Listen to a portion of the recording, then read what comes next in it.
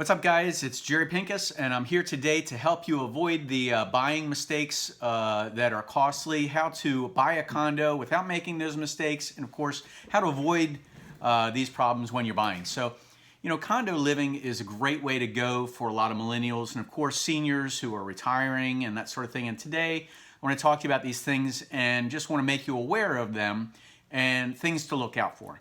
But things have changed a bit because there are some buildings that have litigation and slip and fall defects and other things like that, or construction defects, or financing. Some of these are considered minor, like if you're going to some projects, and in other cases it's major. So I just want you to make sure that you're using the correct lender, because if you are, they're going to help you to review the litigation or review the homeowner docs on your behalf. Why? Because they don't want to loan money on a project that's going to get them in trouble either. So using the correct lender is definitely a bonus in your part.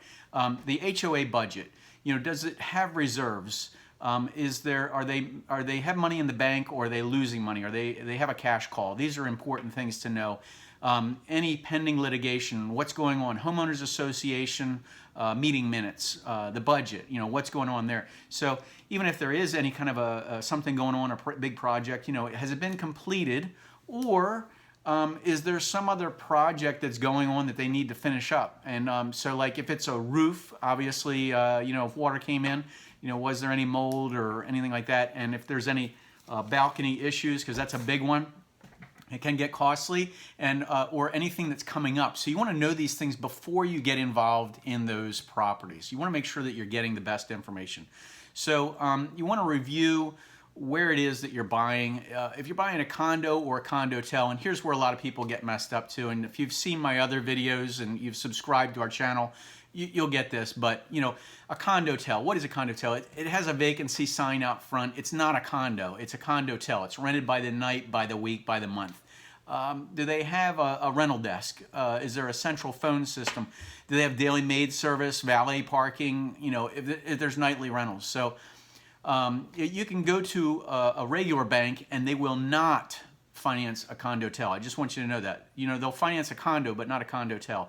And some places will actually get involved, and they think things are condotels. They'll classify them wrong. And again, we have here locally, we have a handful of lenders who know these buildings inside and out, and they'll finance at very competitive rates if it is a condo, and we can guide you and direct you and make sure you're doing the right thing. And another thing, a lot of lenders, like if they're using VRBO or Orbitz or someplace like that, it does not make it ineligible for financing as long as you're using the right finance company. So it depends on who the bank is, and it depends on the building you're in as well.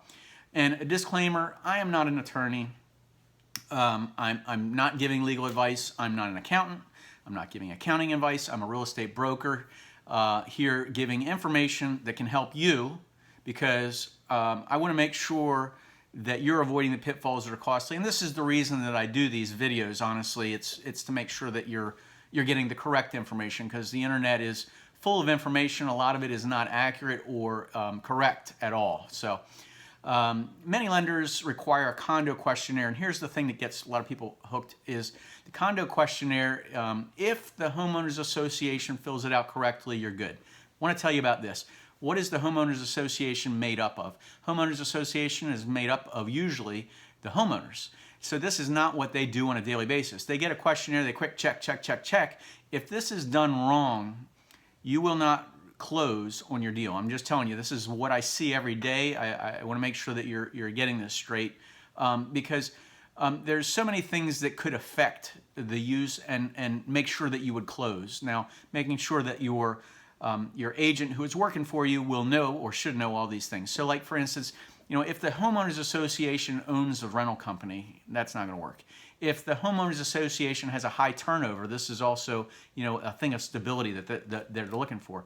Are there sufficient reserves in the association? If something happens, are they going to have a problem coming up with the money and covering everything that needs to be done?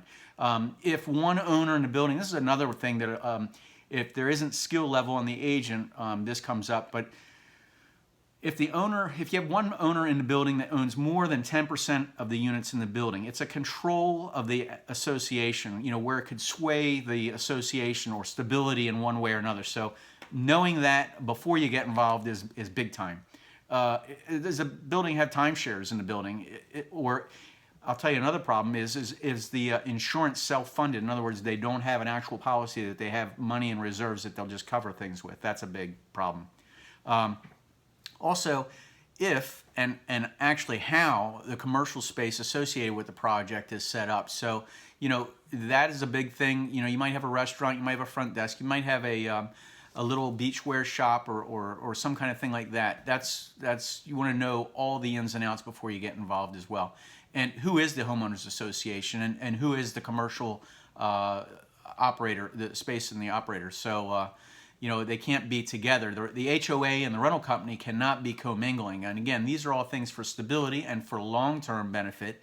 And just knowing this prior to is really where it is. So, it's the homeowners association, the HOA, and the rental company. If they're together, they have to be separate entities. They can't be together as one. And the HOA can't be involved in the rentals. It's two separate companies. So there's a thing called, this is very important as well, there's a thing called a limited review, and which passes all, to get a condo questionnaire, and that's the part where I was telling you they have to fill out. If you do a thing called a limited review, it doesn't ask all those questions and doesn't go that deep. So on a full review, the questionnaire is long and it's detailed and it's got a ton of questions, many pages, and the criteria has to be all filled out correctly. And that's where many average and real estate agents end up dropping the ball and just not knowing. It's great to look at properties online. It's great to see them in person. You get all excited. You get on the balcony. It's a great property. It's fun to be at the beach. And you find out, this is the stuff you want to find out before you get involved and put an offer in. And the skill of that agent that's working for you has a direct relation to, your outcome. It's not going to be, you want to know all these things up front. And so there's another thing. I know this is a question I get asked all the time. I'm trying to cover them all in a quick video for you guys. If you're owner occupied and you're going to live in the unit all the time, you need 90% down, so you can do that. And if it's a second home, you're looking at like 25% down. We can have some lenders that can do it for 20. Just depends on the building, depends on the complex. There's a lot of things. Call me, 843-839-9870. We'll go through all that with you. Or if you're an investor and you've got multiple properties, they're going to want your financials. They're going to want a full review.